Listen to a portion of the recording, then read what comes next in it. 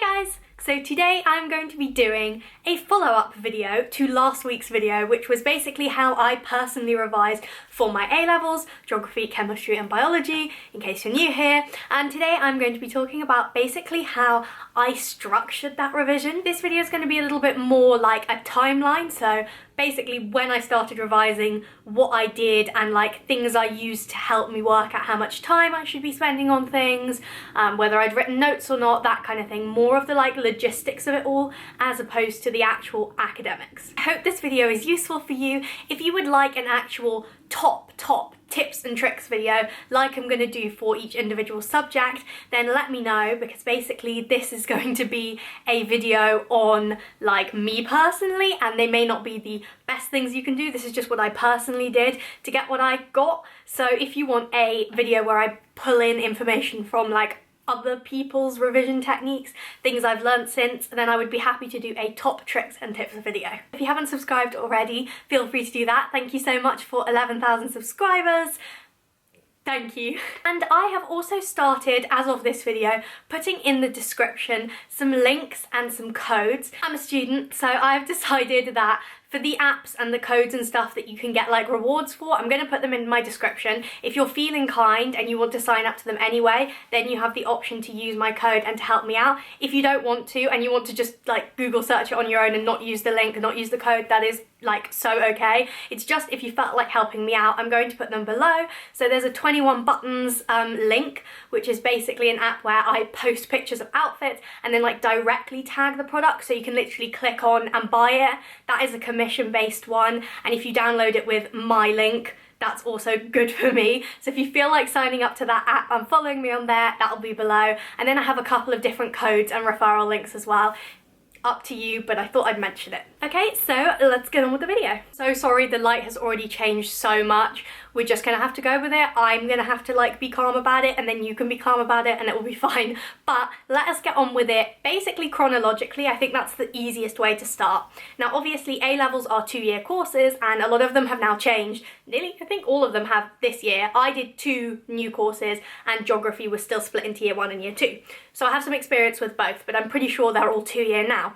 It's important to kind of keep that in mind with this. I am mainly going to be talking about year 13, but there is so much you could be doing in year 12 to help prepare for year 13. That could be a whole separate video in itself, but I will be focusing on year 13. And I think that that is the first step to structuring revision, is starting year 13 in a good place. Mocks aside, because mocks are weird, they've got like half the content in them, and I don't know when you have them personally in your school, so that could be a whole different video as well. But today I'm kind of going to start from just before Easter. This is when I basically started really getting my head in gear. I personally spent the 2 weeks before Easter trying to start making sure my notes were like as together as possible. So I wrote a lot of geography notes in that time. There was so much to write out that I had to start then, and then throughout Easter I continued with that, and I basically spent Easter writing out notes ready to revise after Easter. Now we hadn't finished the topics yet,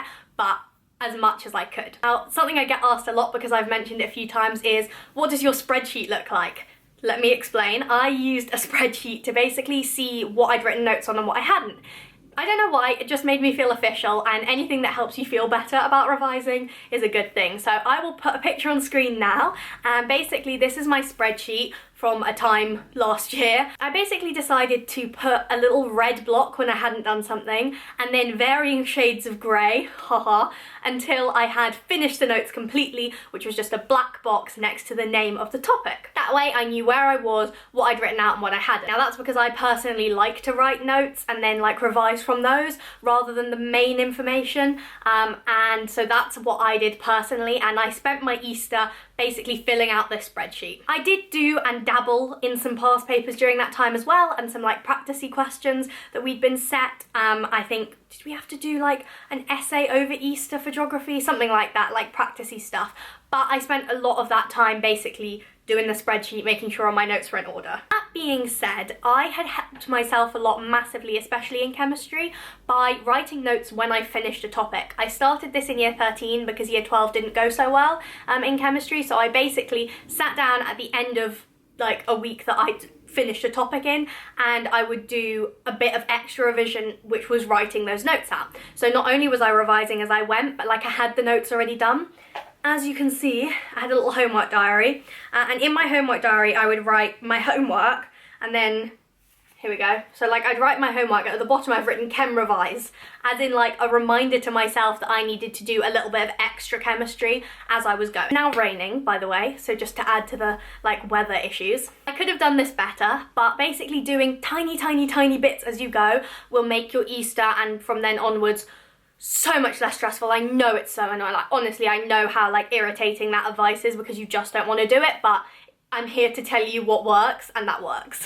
I know people who did that really well all year and ended up doing really well in their A-levels. So that is basically how I started and did my notes. It actually took me a really long time to finish all my notes, and I won't lie, I didn't finish them all and then start doing papers. I actually didn't finish all my notes even by the time I got to the end because I was a little bit lazy, and like there you go, admittedly I didn't get like the top grades because I was too lazy, and on reflection I would have revised more for my A-levels, and I've said that a couple of times that I was predicted to do better than I did. So obviously I was too lazy and got into my uni, which is all that really matters, but that is a life lesson to you that even if you like are doing well, doesn't mean you're gonna do well. Everyone has to put in work. So yes, those notes were never done, but we can, for the sake of argument, say that most of them were done. And then at that point, after we'd basically finished school, I kind of had to do all the schoolwork, finish learning stuff first, and then I would be able to like do my actual revision because we were still learning stuff between Easter and when we finished school. So I basically learnt those things and wrote those notes as I went, and then at the end of that was like, cool, I've written most of my notes, I had to finish some off, now I can revise. So the way I structured this was I did not have a timetable. That's my personal choice. I at GCSE was like did a timetable, and I think that worked well, and that, I don't know, I assume that worked well because they were fine. But for A-level, for some reason I decided not to do a structured timetable. I didn't want to map out my days with hours. I don't know whether that's a mistake or not. I haven't thought about it enough. If I do a top tricks video, I will think about that some more and give you a final opinion then. But basically I would write a list of what I wanted to achieve in the day. So I wrote things like do one chemistry paper, go over 2 chemistry topics, do biology, read through this chapter, learn these equations, and go over this topic in geography. And I'd set that for the day, and I would just like work through it, and like it was really satisfying to cross it off, literally just a handwritten list, and I would cross that off every day. I kind of aimed to revise like topics in the day and then do a paper towards the end, or a few papers towards the end. That's just something I like personally thought was useful. So I kept all my notes in folders. You've seen them, I think, in other videos. They were just like paper folders, nice and accessible, and would just sit and read through those as well. Like, I mentioned that in the other video, but like I would set myself that to do, just because it's quite a like relaxing thing to do, just to spend equal time on stuff, which could be the fault of me not having a timetable and like actually working out the number of hours I was supposed to do. I probably spent more time on chemistry because I knew I needed to, and I was really enjoying it, so oops, but that is something you need to think about when structuring, definitely. And so once all of that had happened, it was exam day, and what I did on exam day was I would basically go over the main points, the things that I knew would come up, chemistry mechanisms, biology, like definitions, things that would be really useful to me that like had application on lots of different questions, because I think that's the most important thing to know, is like the basis. And then I would also go over things that I found difficult, things that I had trouble remembering, that kind of thing, you know, one last go. But I didn't do too much on exam day. So there we go, that is the timeline of how I structured my revision, how I revised. If you have more specific comments, do let me know. I will try and remember what I did. But for now, that's all I have to share with you. I hope that inspired you in some way. I will definitely try and do like a more condensed tips and tricks video. And again, if you haven't seen the how I revised other video, check that out, and there will be individual subject tips and tricks coming as well as a university room tour soon. I'm going to be doing that. This is not university, this is my house. Subscribe if you haven't already. I will see you very soon when the lighting is hopefully better, and thanks for watching. Bye. Just warning you now, like, the lighting is going to completely change up this video because the sun is setting.